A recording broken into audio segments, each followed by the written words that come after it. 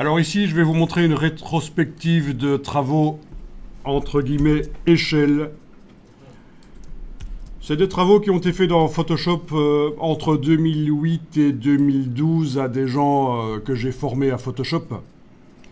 Mais ce n'était pas une formation énorme, hein, c'est une formation basique. Comme ça, vous voyez un peu ce qu'il est possible de faire facilement, parce que, comme je l'indique ici, jouer avec les échelles, c'est une bonne méthode pour obtenir des images percutantes facilement. C'est utilisé dans des publicités. Alors, qu'est-ce que ça veut dire jouer avec les échelles?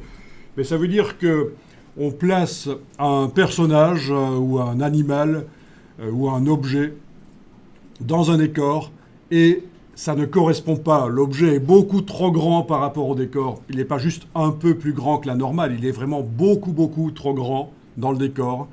Ou alors il est beaucoup trop petit dans le décor. Donc c'est ça, jouer avec les échelles de dimension en fait, hein, c'est ça que ça veut dire. Donc je vous ai mis l'adresse ici,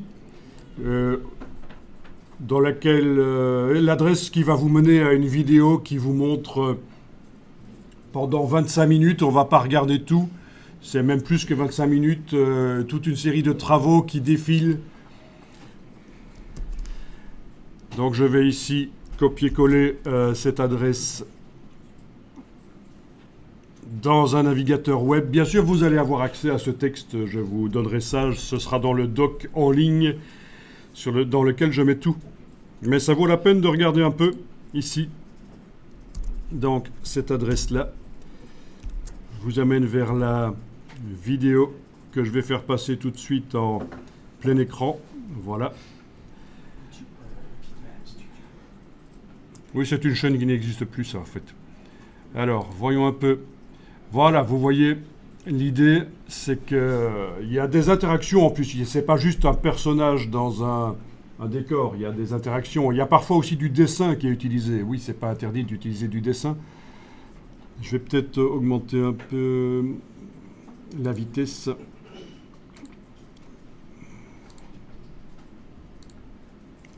Voilà. Ah ben voilà un bel exemple. Donc, c'était une photo d'un mouton qui était tout à fait normal à l'endroit dans une prairie. Il a été détouré, on a enlevé son décor, on a retourné le mouton, on l'a mis sur la photocopieuse, la photo sur la photocopieuse, voilà, avec le personnage qui est en train de grimper sur la photocopieuse. Et alors vous allez remarquer que pour la plupart de ces photomontages, c'est une vue de 3/4.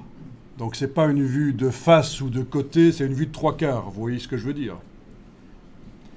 Et également plongeant ou contre-plongeant, c'est-à-dire que l'appareil photo virtuel qui n'existe pas ici, bien sûr, enfin, ou si, qui existait quand même quand on a pris la photocopieuse et les éléments, mais l'appareil photo pointe vers le bas ou vers le haut. Donc c'est plongeant ou contre-plongeant. Et ça donne du punch aux images. Voilà, encore un bel exemple avec dans ce cas-ci, contre-plongeant, donc l'appareil pointe vers le haut. Et ça, c'est assez facile à faire et ça ne vous demande pas de réfléchir pendant 30 minutes, 1 heure à ce que vous allez faire. Il suffit de trouver un décor et de photographier les éléments et de les mettre pas à la bonne dimension. Et voilà. Là, c'est encore autre chose. C'est d'autres idées, ça. Il y a parfois dans les exemples qu'on voit ici des idées un peu...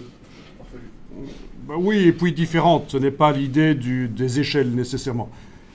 Ça, c'est un très bon exemple et c'est pas difficile à faire. Il faut se rendre compte que ce genre de choses, techniquement, n'est pas difficile à faire.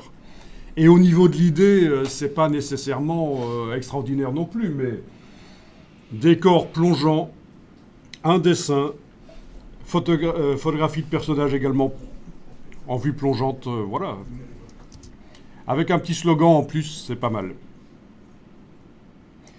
Donc la vidéo fait quand même 27 minutes, donc même si je vous la passe à vitesse de fois, ça va prendre 13 minutes. Je vous laisserai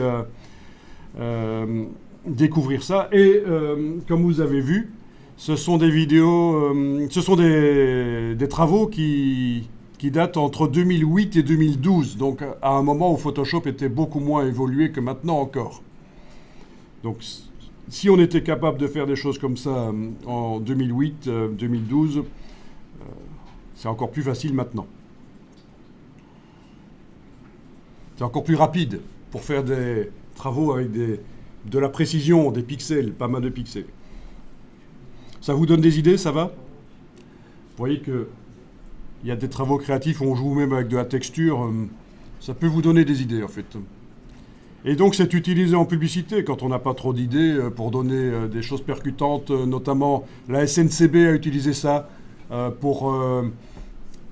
il y avait des gens, des géants qui prenaient dans leurs mains des vrais trains. Je ne sais pas si vous vous souvenez vaguement de cette publicité que vous avez peut-être vue. Il y avait... je pense Luminus aussi qui a fait ça avec des petits personnages sur des étagères, ça doit vous rappeler quelque chose.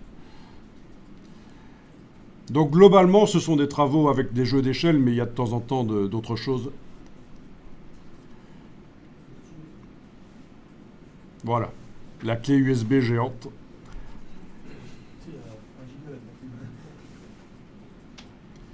Enfin voilà, vous avez l'adresse pour...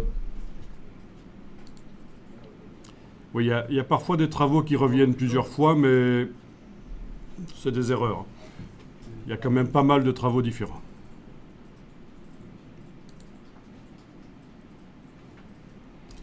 Bien. Ça, c'est là-haut,